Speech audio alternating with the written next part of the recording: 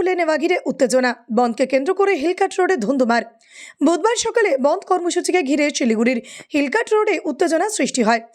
অভিযোগ, পুলিশের সঙ্গে বচসার মাঝে এক আন্দোলনকারী এক পুলিশ কর্মীর টুপি খুলে নেয়, আর তাতেই উত্তপ্ত পরিস্থিতি তৈরি হয়। বন্ধের ডাক দেয় কেন্দ্র ট্রেড ইউনিয়ন ও ফেডারেশন, যার সমর্থকেরা সকাল থেকে হিলকাট রোডের বিভিন্ন দোকানপাট বন্ধ থাকলেও পথ চলতি গাড়ি আটকানোর চেষ্টা চালায়।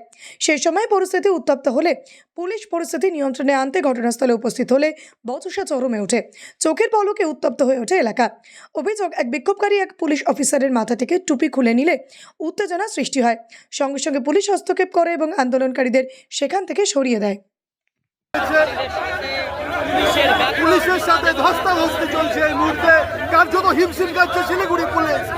পুলিশ কর্মীর অভাব রয়েছে এখানে এবং আপনারা দেখতে পাচ্ছেন সেই উত্তেজনার ছবি।